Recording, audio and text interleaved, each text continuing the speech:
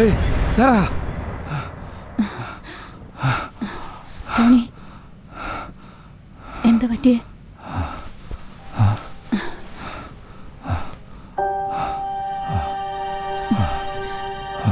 വീണ്ടും പഴയ സ്വപ്നം?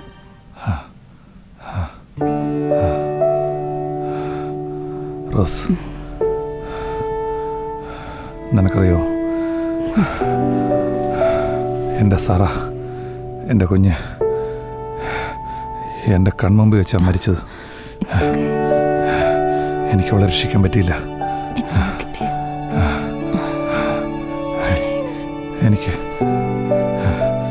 അവളുടെ രക്തം ഇപ്പോഴും എൻ്റെ കയ്യിലുള്ള പോലെ തോന്നുന്നു.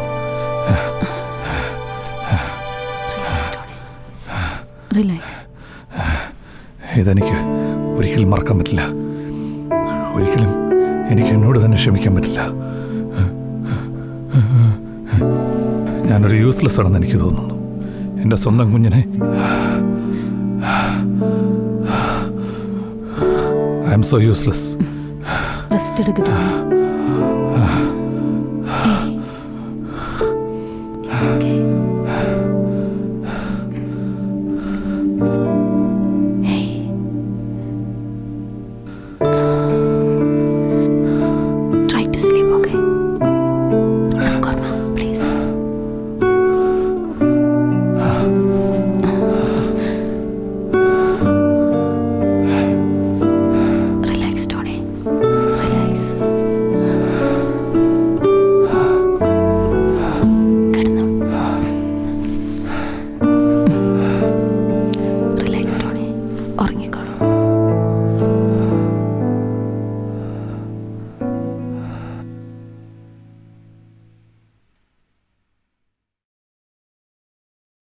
How can you be so blind?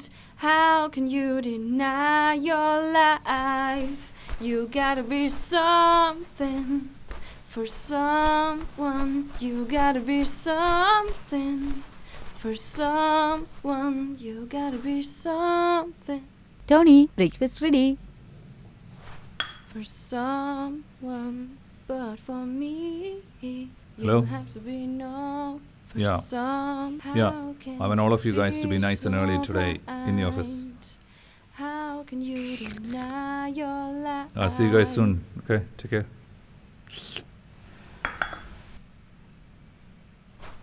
എന്തെങ്ങനെ പോകുന്നേ? To the office. പിന്നെ ഞാൻ എന്തിനു കുക്ക് ചെയ്തേ?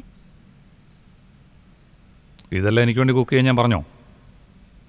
റോസ്, ഞാൻ already ലേറ്റാ. I gotta go, I'm busy. I'll see you in the evening, okay? Bye.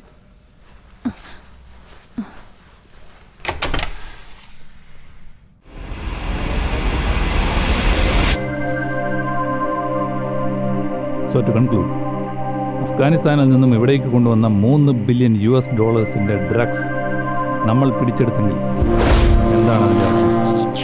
ഈ രാജ്യത്ത് മയക്കുമരുന്നിൻ്റെ ഉപയോഗവും വിൽപ്പനയും ക്രമാതീതമായി വർദ്ധിച്ചു വരുന്നു എന്ന് തന്നെയാണ്. ഈവൻ നമ്മുടെ ഈ കൊച്ചി നഗരത്തിൽ. ആൻഡ് ആർ ജോബ് ഇതിൻ്റെ ഡിസ്ട്രിബ്യൂഷൻ നെറ്റ്വർക്കുകൾ തകർക്കുക, മയക്കുമരുന്ന് രംഗത്തെ മേജർ പ്ലെയേഴ്സിനെ കൊല്ലുക അല്ലെങ്കിൽ ഡിസ്ട്രോയ് ചെയ്യുക. നമ്മുടെ ഇൻ്റലിജൻസ് സോഴ്സസ് നൽകുന്ന വിവരങ്ങളനുസരിച്ച് ഇന്നത്തെ കാലത്ത് കൂടുതൽ ഡ്രഗ് ഡിസ്ട്രിബ്യൂഷൻ നടക്കുന്നത് ഈ ന്യൂജൻ ഫുഡ് ബേസ്ഡ് ആപ്പുകൾ വഴിയാണ്.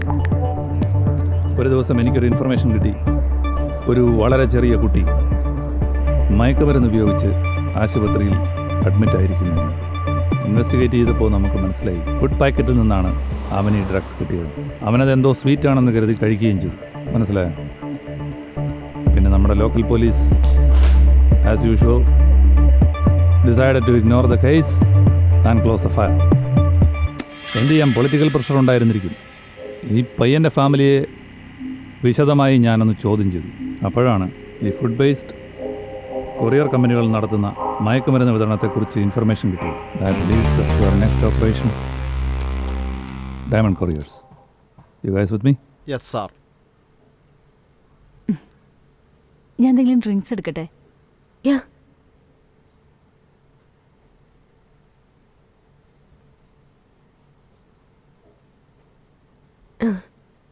Thank you.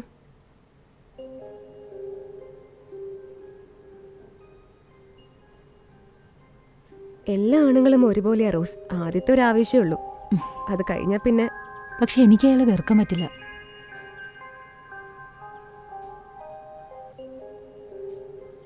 എപ്പോഴും ഞാൻ ചോദിക്കണമെന്ന് വിചാരിക്കാറുണ്ട്, നിങ്ങൾ എങ്ങനെ കണ്ടുമുട്ടിയത്? മീൻസ് ഇതൊരു ലവ് അറ്റ് ഫസ്റ്റ് സൈറ്റ് ആയിരുന്നോ? ഏയ് അങ്ങനെയല്ല, ആദ്യം കാണുമ്പോൾ പേടിയായിരുന്നു. അതെന്താ? ഞാൻ ആരുമായിട്ട് ഷെയർ ചെയ്തിട്ടില്ല. ടോണി എന്നെ എയർപോർട്ടിൽ വെച്ച് ഡ്രഗ്സുമായിട്ട് അറസ്റ്റ് ചെയ്യുമായിരുന്നു. ഓ മൈ ഗോഡ്, ഇതൊക്കെ നേരാണോ?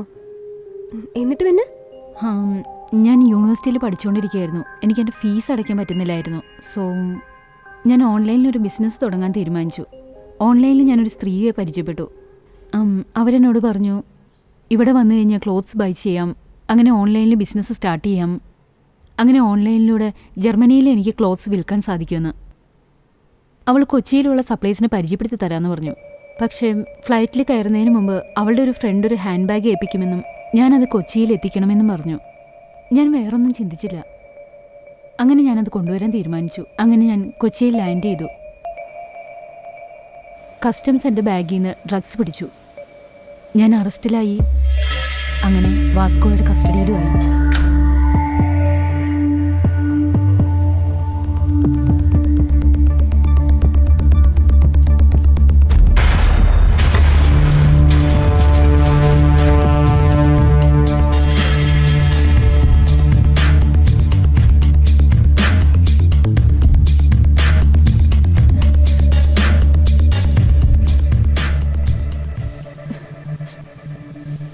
ഇപ്പോഴും ഞാൻ തന്നെ ഒഫീഷ്യലായി കസ്റ്റഡിയിൽ എടുത്തിട്ടില്ല.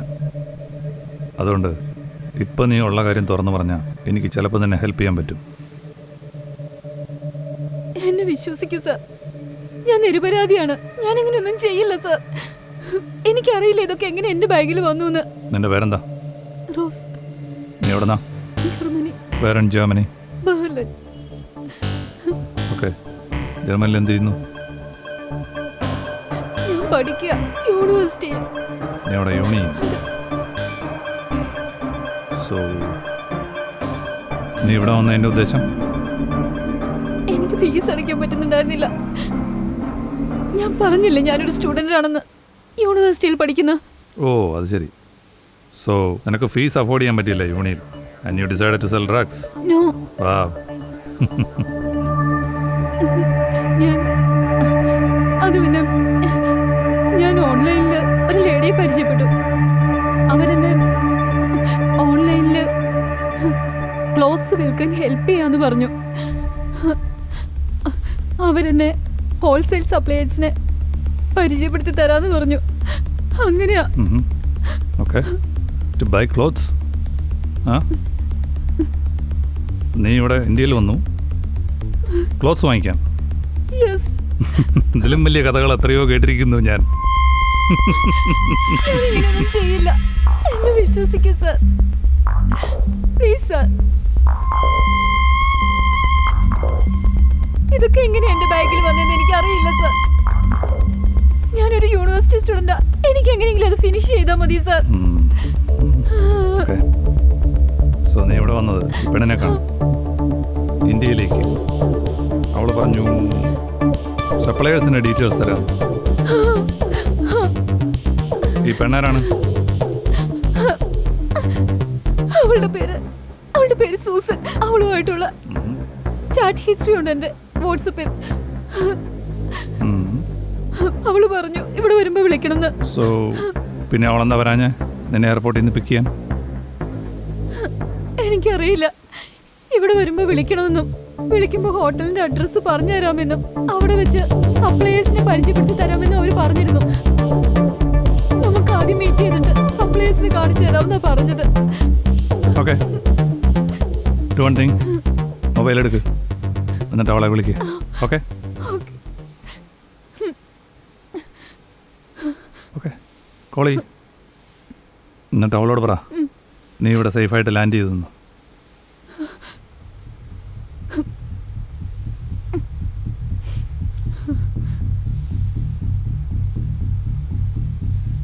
ഹായ്, റോസാണ്.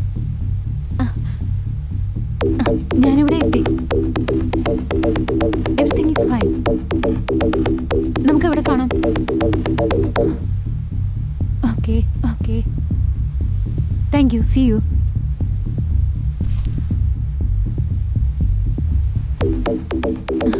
ഓക്കെ, അവളൊരു ഹോട്ടലിലാണ്. ഹോട്ടലിന്റെ പേര് sea side.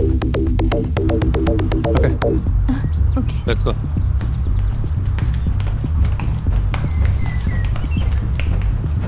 Susan Thomas. Room number 409. Okay, fine.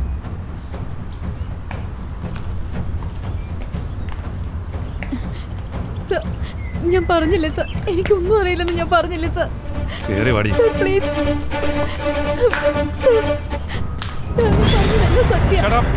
ഇനി നീ ഒരു വാക്കൂടെ പറഞ്ഞാ നിന്നെ ഞാൻ നേരെ പിടിച്ച് ജയിലിൽ തള്ളും. മനസ്സിലാടി? ചേട്ടാ വരാൻ.